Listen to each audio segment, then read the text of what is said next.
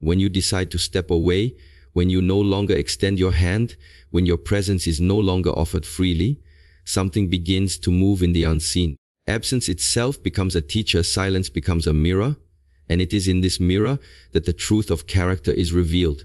There are two forces always in play, the external and the internal. When you stop reaching out, the external world may appear quiet, but within another person the inner world begins to stir. Doubt may arise, pride may surface, longing may awaken, or anger may grow. What will unfold is not in your control, and this is important to understand. You cannot dictate how another will respond to silence. But what you can observe is how separation unveils what was hidden behind closeness. Some will retreat further into themselves. They will decide that if you step back, then they too must step back. This reaction comes from pride, from ego, from the fear of vulnerability. Others may become restless. They may seek reasons, search for answers, replay past moments to find explanations. Their mind begins to move like waves in a stormy sea, constantly disturbed by the lack of contact. And some may even recognize what was once taken for granted. The silence becomes a wake-up call, a reminder that nothing is permanent, that connection must be cherished while it is alive. But here lies the essence. Your decision to stop contacting is not a weapon, nor should it be used as one. It is not a punishment to inflict upon another. It is a practice of strength, of self-discipline, of learning to let the thread loosen so you may observe what remains. Because when you step back, the other reveals themselves. Not through words, but through actions, through their way of responding to the emptiness you have left. The river does not chase the mountain, the sky does not chase the earth. Yet, they remain in balance, each moving in its own rhythm. In the same way, your silence is not an act of abandonment. It is a space you create, a pause where truth can enter. What is genuine will seek you, what is shallow will drift away. Do not cling to the outcome. The danger lies in waiting with expectation, in watching the clock, in measuring how long it takes before the other moves. This is not silence, it is still attachment disguised. True letting go is when you create the space and then release your grasp, trusting that what is meant for you will not need to be chased. Some will return. They will realize the emptiness left by your absence, and they will move forward to close the gap. If they return with sincerity, with clarity, then silence has served its purpose. It has sharpened awareness. But some will not return, and this too is a gift, for their absence shows you what was never meant to stay, what was never deeply rooted. You do not lose in this situation. You gain knowledge, you gain clarity, you gain freedom from illusions. It is not the act of stopping that matters most, it is what you learn in the stopping. You begin to see how much energy you have been giving, how much you have been carrying. You notice whether the bond was balanced, or if it was you alone who kept it alive.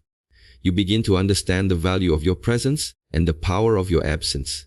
Discipline in the external world begins with discipline in the internal. To not contact is not only about the other, it is about you. Can you endure the silence without breaking it? Can you remain still while your mind desires to reach out? Can you trust that the universe always balances what is true? This is your training. Just as in martial practice the body is tested with stillness, in life your patience is tested with waiting. The wise do not chase, because they know that what belongs will never need to be pursued. The wise do not fear silence, because they understand that silence speaks truths louder than words. When you stop contacting, you do not lose. It is only then that the real nature of connection reveals itself.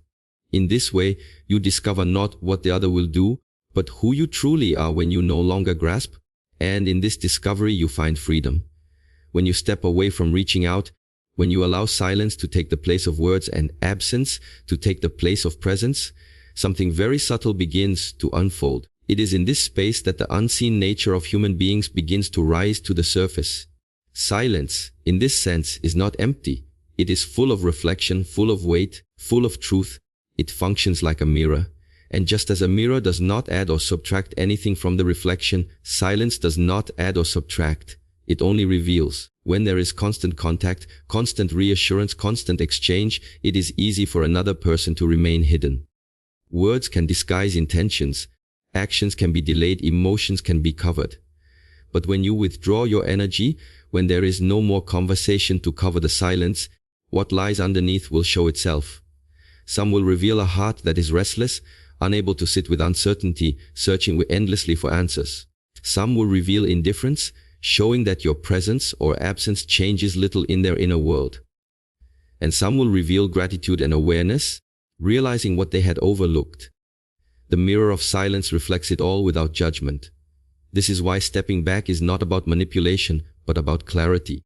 If you are always the one filling the gap, if you are always providing the connection, then the reflection cannot appear. It is as if the mirror is constantly covered by movement. Only when the movement stops, only when stillness enters, can you see the reflection clearly. And this reflection is not only about the other, it is also about yourself. The way you respond to your own silence, the way you handle the emptiness, reveals your own inner state as well. In the martial tradition, stillness is used to sharpen awareness. When you hold a stance for long periods, the body begins to reveal its weaknesses. The trembling, the burning, the impatience. All of it surfaces when there is no distraction. In the same way, when you no longer reach out, the weaknesses or strengths of a bond are exposed.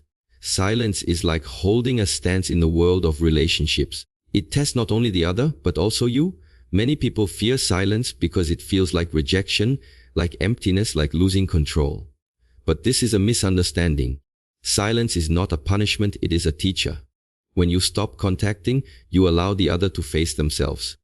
You give them a mirror they cannot avoid. Will they use this mirror to grow, or will they turn away? This is not in your control. Your responsibility is simply to hold the mirror steadily. Consider how a lake behaves. When the water is stirred, when the surface is in motion, nothing can be seen. The image of the mountain, the sky, the trees, all of it disappears. But when the water is still, suddenly everything becomes visible. The reflection is sharp, undeniable. In the same way, your silence is the still water. It is what allows the reflection to appear. When you constantly ripple the surface with calls, messages, or gestures, the reflection cannot settle. Only when you stop, the truth becomes visible. Some will not handle the reflection well. They will react with anger, with coldness, with withdrawal of their own. They will see in the mirror their own dependence, their own ego, their own discomfort, and instead of learning, they will resist it. This too is valuable to witness because it shows you clearly what kind of energy you are dealing with. Others will sit with the reflection, feel the discomfort, and then realize its lesson. They will come forward with sincerity, with newfound awareness, with recognition of your worth. This is also valuable because it shows you who is capable of growth. What makes silence powerful is that it cannot be faked. Words can be sweet, actions can be rehearsed, but silence forces authenticity. Whatever emerges in the absence of your contact is real. You may not always like what you see, but it will be truth. And truth is more valuable than comfort, more valuable than illusion. This is why silence is not about waiting for a reaction, not about timing how long it takes before the other responds. If you wait with such calculation, you are still attached. True silence is letting the mirror do its work without expectation. You are not holding silence to get something. You are holding it to see something. And when you see, you must have the courage to accept it. So when you stop contacting, remember that you have placed a mirror in front of another person. How they behave in front of this mirror is not your decision. What appears in the reflection is not in your control. Your task is only to remain steady, to allow the stillness to reveal what has always been there. When you withdraw your presence, when you decide not to reach out anymore, it is very easy for the mind to fall into the trap of thinking that silence is a weapon. That not calling, not writing, not showing up is a form of punishment, a way of forcing the other to feel your absence. But this perspective is rooted in the ego. It comes from the desire to control, from the wish to manipulate, from the hope of bending another person's will through lack. If silence is carried in such a way, it loses its purity. Instead of clarity, it creates conflict. Instead of reflection, it creates bitterness. The true power of stepping back does not lie in hurting the other. It lies in discipline. It lies in teaching yourself not to cling. It lies in discovering how strong your presence has been all along. When you no longer reach out, the space you create is not a battlefield, it is a garden. In this garden, truth grows. Some connections blossom when given space, others wither. But this unfolding is natural, it is not forced, it is not your hand pulling at the stem, but the sunlight and the soil revealing what was always destined to happen. When silence is used as a weapon, it carries resentment, and resentment poisons the one who carries it first. To cut someone else, you must hold the blade, and while you wait for them to bleed, you are already wounded. The wiser way is to release the weapon altogether, to understand that your silence is a practice for you, not a punishment for them. Think of the training hall. When a master asks a student to repeat a stance for long hours, it is not because the master wants to hurt the student. It is not because the master wishes to punish him. It is because the stance itself is the teacher. The stillness, the discomfort, the burning in the muscles, all of these are lessons in patience, in endurance, in focus. Silence in relationships functions in the same way. You hold it not to make another suffer, but to strengthen yourself, to refine your awareness, to watch what naturally emerges when you are no longer holding the connection together. If you see silence as punishment, you will always wait for a reaction. You will measure its success by whether the other becomes restless, whether they come running back, whether they realize your value. This is attachment disguised as strength. True strength does not need proof. True silence is free from waiting. It allows the other to reveal themselves, not because you forced them to, but because space has been created where truth can no longer hide. Consider the sky. When the clouds cover it, you cannot see the stars. If you tried to chase away the clouds with your hands, you would exhaust yourself and achieve nothing. But when you simply wait, when the wind moves naturally, the sky clears and the stars appear, you did not force them. You did not manipulate the heavens. You simply allowed nature to do what it always does. In the same way, silence is not the act of pushing, but of allowing. You do not force the other to miss you. You allow them to meet themselves in the space you have left. Sometimes, they will fill that space with longing and recognition. Sometimes they will fill it with anger or pride. And sometimes they will fill it with nothing at all. All of these responses are teachings. They show you what kind of energy exists in the bond. None of it is about victory or defeat. None of it is about winning the game of who cares more. The lesson is not about them. It is about you. When you can hold silence without bitterness, without expectation, without the desire to manipulate, then your silence is pure. It becomes a reflection of inner strength. It says, without words, I do not need to chase. I do not need to control. I allow what is true to remain, and I allow what is false to fall away. This is not punishment. This is balance. The discipline lies in your ability to resist the temptation of using absence as leverage, to step back without the hidden hope of revenge, to be quiet without the noise of expectation. In doing this, you free yourself, and in that freedom, you find clarity. Because then, what remains is not something you forced into being. It is something that chose to stay in the garden of your silence. When you step back and allow silence to take the place of constant reaching, something very natural begins to unfold. The absence you create becomes a space, and in that space the truth of the bond is revealed. What is genuine will always find its way back to you, because authenticity is drawn by gravity. It does not drift endlessly. It does not need to be chased. It knows where it belongs, and it knows how to return. This is why it is important not to confuse stillness with loss. Just because you do not reach out, it does not mean the connection is broken. A flame does not vanish the moment the wind stops blowing. In fact, it burns more steadily. In the same way, when you stop pushing, when you stop feeding constantly, if the connection is real, it does not die. It steadies itself, it breathes, it seeks you on its own. And if it does not seek you, that is the clearest sign you could ever ask for. What is false, what is shallow, what is dependent only on your effort will naturally dissolve. This truth is both simple and difficult. Simple because the law is clear: what belongs will stay, what does not will fade. Difficult because the heart often wants to interfere with the process. The heart wants to hold on, to chase, to grasp, to demand answers.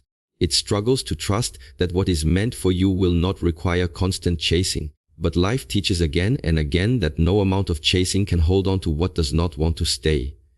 And no amount of silence can push away what is truly connected to you. In martial practice, there is a principle: do not force what is not natural. When you use excessive strength, the movement becomes rigid, the flow breaks, and the energy is wasted. But when you move with harmony, when you let the technique express itself naturally, then the power is balanced, effortless, and unstoppable. The same principle applies to human bonds. If you must constantly force them, constantly push, constantly pull, then the connection is not alive. It is an illusion kept alive by your effort. But if you release the force, if you allow space, and the bond still moves towards you, then you know it is natural. This is why silence is such a profound teacher. It allows you to step aside and see whether the bond breathes on its own. Do they come forward when you are no longer holding the thread? Do they remember you when you are not reminding them? Do they value your presence when absence is felt? These answers cannot be created with words. They can only be revealed through silence. And when you see the truth, you must have the courage to accept it. If they do not return, it does not mean you are unworthy. It means the connection was not rooted deeply enough to survive without your constant tending. A tree that cannot stand when the gardener steps away was never strong enough to bear fruit. Let it fall. In letting it fall, you free yourself to find the connections that do not need endless watering. You discover the ones that are already alive, already strong, already true. The beauty of this understanding is that it shifts your perspective from chasing to attracting. You no longer need to run after what slips away. You no longer need to fear silence. Instead, you see silence as the most honest test. It draws the genuine closer and lets the false drift into the distance. This way, you are not wasting energy on illusions. You are preserving your energy for truth. Think of the mountain. The mountain does not move to prove its worth. It does not chase the clouds or the rivers, and yet everything comes to it. The clouds gather around it, the rivers flow from it, the winds dance across it. The mountain does not prove, it simply is. In the same way, when you stop contacting, you are not abandoning, you are not punishing. You are simply being, and in your being what is meant for you will find you. Sometimes what returns is not immediate. It may take time. But time is also part of the teaching. If someone comes back with clarity after silence, it shows they have reflected, they have understood, they have chosen consciously. That choice has more weight than any words spoken in haste. But if time passes and they do not return, then the silence has given you the answer without you needing to ask.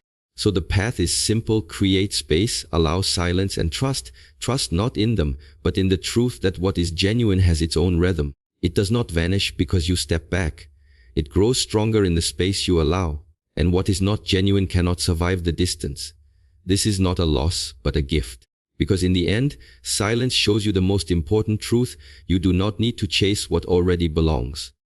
The essence of stepping back, of holding silence, is not about control, not about punishment, not even about waiting for another to prove themselves. It is about clarity. In silence, the true nature of connection is revealed.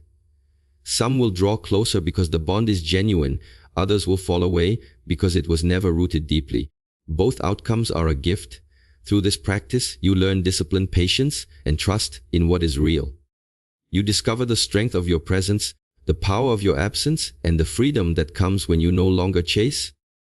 In this way, silence becomes not emptiness, but wisdom, teaching you that what is true will never need to be forced, and what is false can finally be released.